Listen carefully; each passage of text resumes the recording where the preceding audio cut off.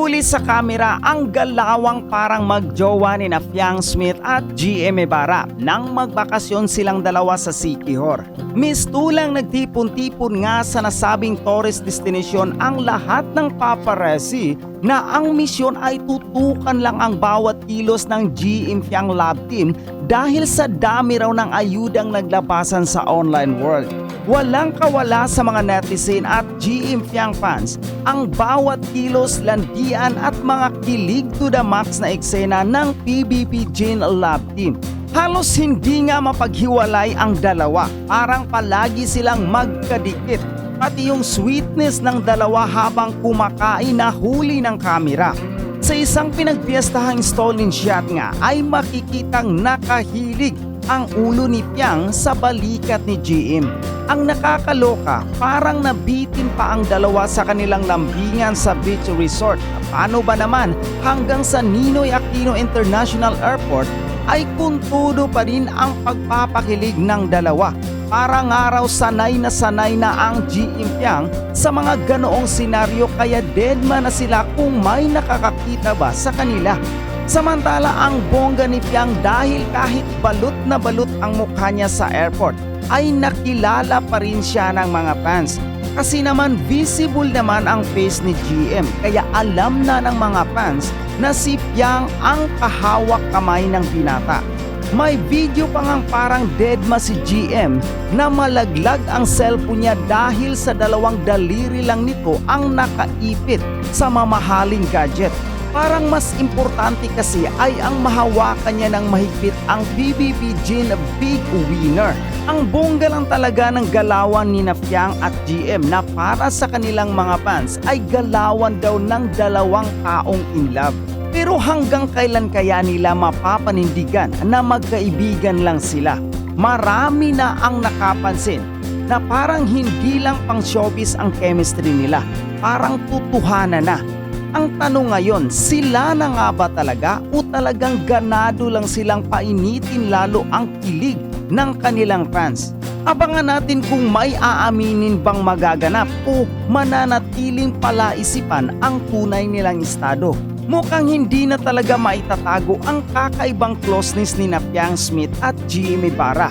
Sa dami ng recent mga stolen shot, videos at sweet moments nila, parang ang hirap paniwalaan na magkaibigan lang sila. Pero syempre hanggang hindi sila umamin, pwedeng sabihin na parte lang ito ng fan service o natural lang silang malambing sa isa't isa. Kung tutuhanan man o hindi, ang importante ay masaya sila at wala silang natatapakang iba.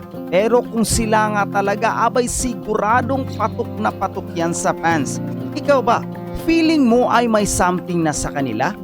Pwede nating idagdag na hindi lang fans at netizen ang nakapansin ang matinding chemistry ni na Fiang at GM, kundi pati ilang showbiz insider na nagsasabing tila hindi na lang pang on-cam ang kanilang lambingan.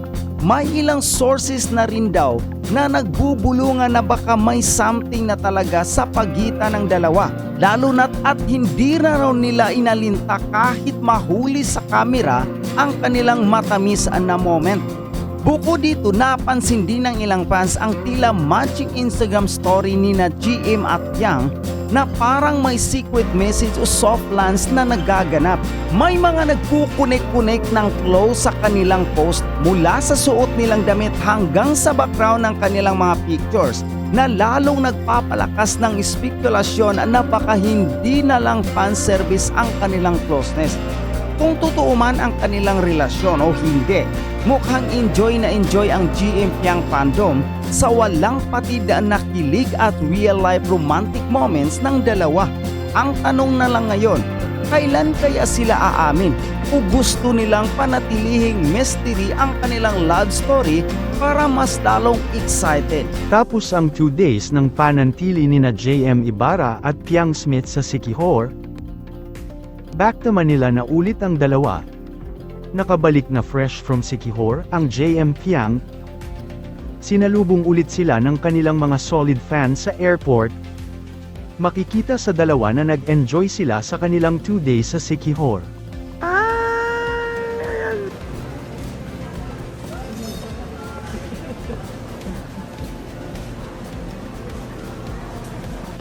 Ay, ako po ba? Ako na lang agency kami ganyan tagwa na mas bago. Ako na po. Uy.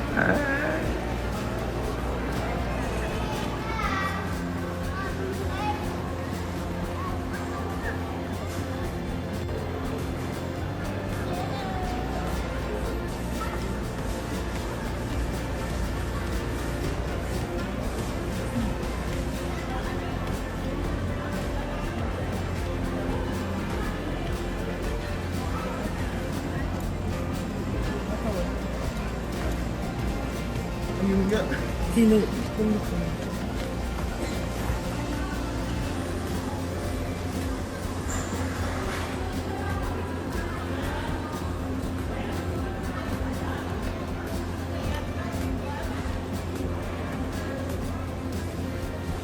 Bukas, wala pa. Mamaya andun kami. Ando kami kay Bibi mamaya. Hindi kami.